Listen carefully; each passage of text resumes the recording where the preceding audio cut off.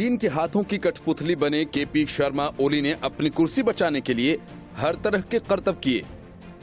चीनी राजदूत की तमाम कोशिशों के बाद जब ओली को कुर्सी बचती नहीं दिखी तो 4 महीने बाद उन्हें भारत की याद आई।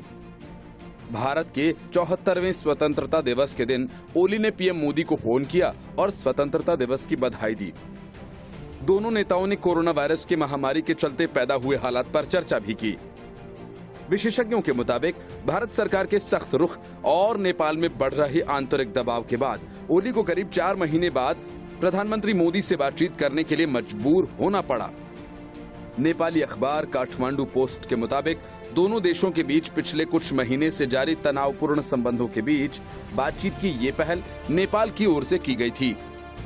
सीमा विवाद, भारत के राज चिन्ह, अयोध्या जैसे कई विषयों पर जहरीले बयान देने वाले ओली ने पीएम मोदी से बातचीत में कहा कि नेपाल भारत और नेपाल के बीच सार्थक सहयोग को लेकर आशान्वित है।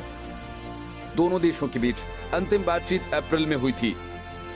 ओली के विदेशी मामलों के सलाहकार राजन भट्टाराई ने दोनों देशों के प्रधानमंत्रियों के बीच वार्ता को पिछले कई महीने से जारी गतिरोध की समाप्ति का संकेत करार दिया।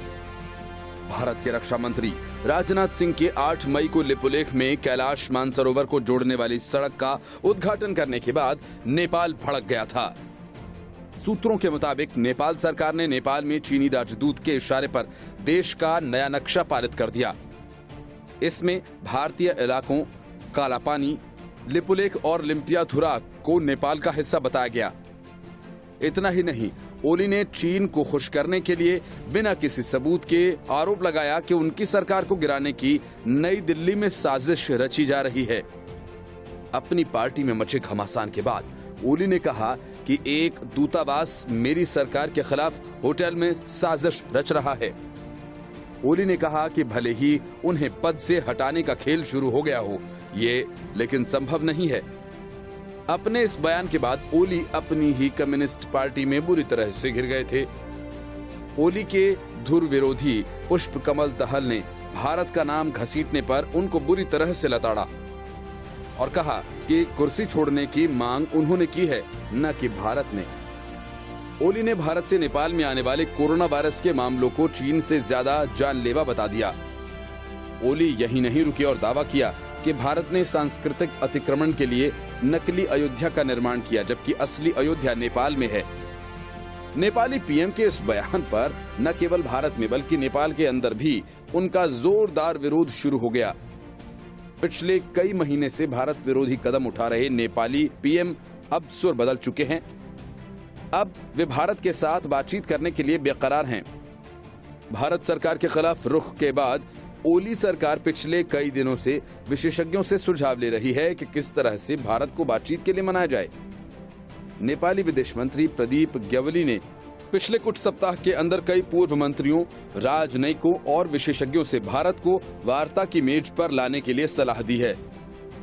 इस दौरान ज्यादातर विशेषज्ञों ने उन्हें भारत के साथ सीधे बातचीत का सुझाव दिया था। ओली सरकार के नया नक्शा जारी करने से सीमा विवाद का मुद्दा और ज्यादा जटिल हो गया है। उन्होंने कहा कि इससे बातचीत का रास्ता और ज्यादा संकरा हो गया। ओली भी भारत के साथ पर्दे के पीछे से बातचीत करने के लिए प्रयास कर रहे थे।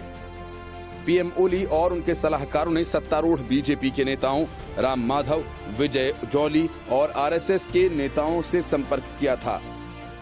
सूत्रों के मुताबिक भारत के साथ संपर्क बहाली की ओली की और उनकी सरकार की सभी कोशिशें विफल होने के बाद सरकार वैकल्पिक रास्ते तलाश रही थी। ओली सरकार ने नेपाली सेना के जरिए भी पर्दे के पीछे से भारत के साथ सीमा विवाद के बारे में बातचीत करने का प्रयास किया।